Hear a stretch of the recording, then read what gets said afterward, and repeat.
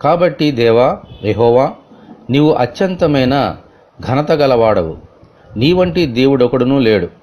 మేము వినిన దానినంతటిని బట్టి చూడగా నీవు తప్ప దేవుడెవడునూ లేడు. దావీదు భక్తుడు దేవుడు ఎంత గొప్పవాడో అనుభవపూర్వకముగా తెలుసుకొని తెలియజేస్తున్నాడు. దేవుడు 10 ఆజ్ఞలలో ఆయనను గూర్చి పలికిన మొదటి 2 ఆజ్ఞలను దావీదు భక్తుడు తెలుసుకొని ప్రకటిస్తున్నాడు. దేవుడు ఐగుప్తు దేశంలో ఏ దేవుడు ఏ దేవత చేయని ఆయన అద్భుత కార్యములను గుర్తు చేసుకొని దావీదు ఈ మాటలు పలుకుతున్నాడు. అయితే అతని పుట్టుకకు ముందు జరిగిన ఈ సంగతులు దావీదునకు ఎలాగూ తెలుసు? తనే చెప్తున్నాడు, మేము వినిన దానినంతటిని బట్టి చూడగా అని. అంటే అతని తల్లిదండ్రులు, పెద్దలు దావీదునకు వాటిని తెలియజేశారు.